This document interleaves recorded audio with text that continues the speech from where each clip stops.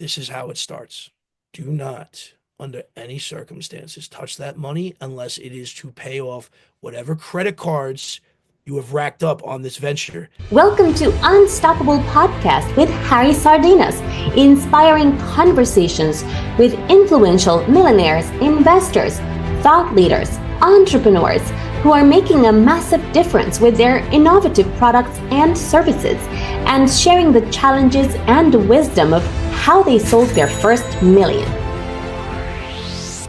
The next question is the follow, because a lot of people, we talk a lot about how to make money, but nobody talks how to keep it. And I think that what you are sharing with us is something that we want to open and be available for all entrepreneurs, because we have a common behavior that an entrepreneur have a business, and then all the money they make, they reinvest in the business. They take all the money they make, they reinvest in the business, and then after 5, 6, 7 years, market conditions change drastically, and you go out of business, and you end up with zero. So, well, something alternative could be your business making money.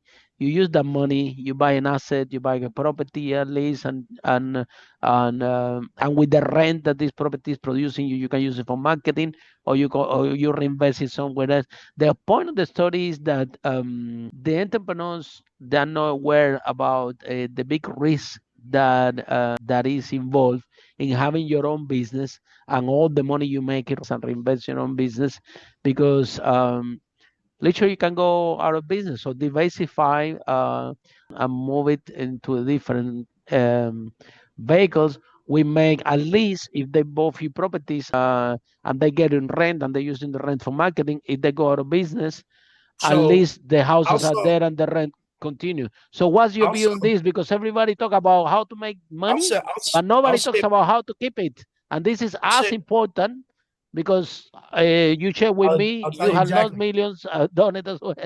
So what's the secret? So the secret to that is this.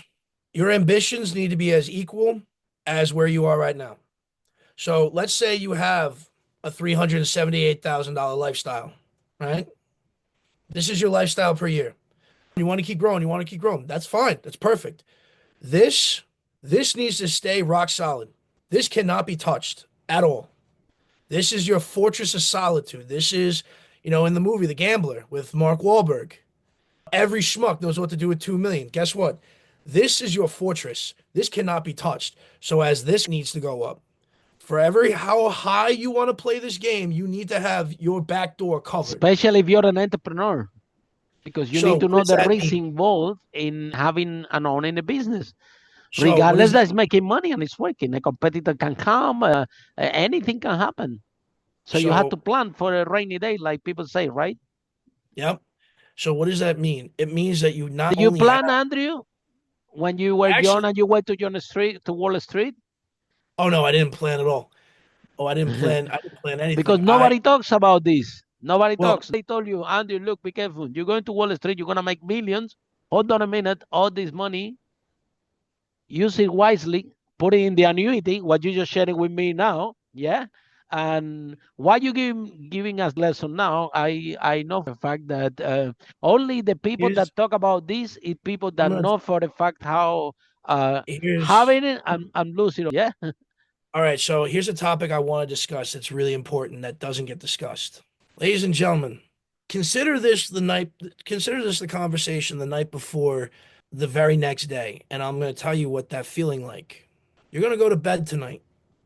It was a normal day. You did your job wherever you worked. You tried to put in hours into your company. You turned off the bed. You had your ritual, whatever it is that you do, and you went to bed. You're going to wake up the next day. There's going to be text messages, because it usually comes in as text messages. But when you swipe down to see who texted you in the middle of the night, it says deposit. And you're confused, and you look and you see that it's a deposit for whatever your product is, the exact amount for some odd reason. And you scroll, and all of a sudden you go down 5 or 6 and you hit it, and you're like, wait a minute. Now adrenaline starts kicking in. Now you start realizing what may or may not have just happened in the middle of the night. Wow. You go to your computer, you turn it on, you go to your account where you have your business registered, and all of a sudden you see numbers in there. You refresh the page, and all of a sudden there's a little bit more now. Take a deep breath, relax. Just take a deep breath. This is how it starts. Do not, under any circumstances, touch that money unless it is to pay off whatever credit cards you have racked up on this venture. Get that off your neck. Get it off as fast as you can. If you, let's say, like with us, $3,527 the very next day. I deposited it straight into my credit card because I had about $100,000 in debt on this credit card for this company. Every day, some was a little, some was a lot. Boom, boom, boom, boom, boom. I just kept dumping it, dumping it. I didn't say anything to anybody. I didn't tell anybody anything. I didn't let anybody know anything. I kept business as usual. I kept my personal life as usual. I went on podcasts like we are now. We're getting ready to go on Fox to do an announcement. Wow. Yep. I haven't told anybody anything, nor will I, because I don't have my fortress. Now, my fortress level is here in my mind. Now, as I said, adaptability, rule number 4, or step number 4, grow as your fortress grows. So let's say you have 10,000 now in profit because I paid off my credit cards.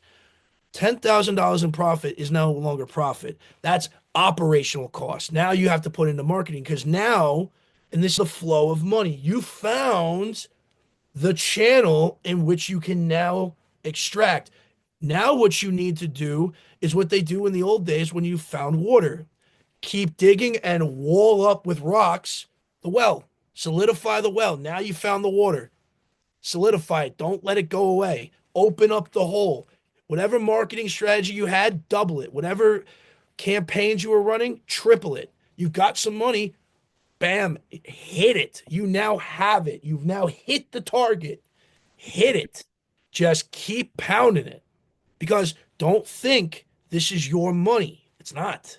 This is just the beginning. You have to burn it to keep the fire alive because you've now found it. And this is where I'd say 90% of all the businesses make their mistake. It's not because they failed in their businesses, it's because they didn't know how to use it. You're going to tell me, if we look at these statistics, the 2 to 3 year mark, these people left a job, whatever they were doing, started this for 3 years, and their business fails? No, no, no, no, no, no. Their business started to make money, and they did what every single person does. They spent it.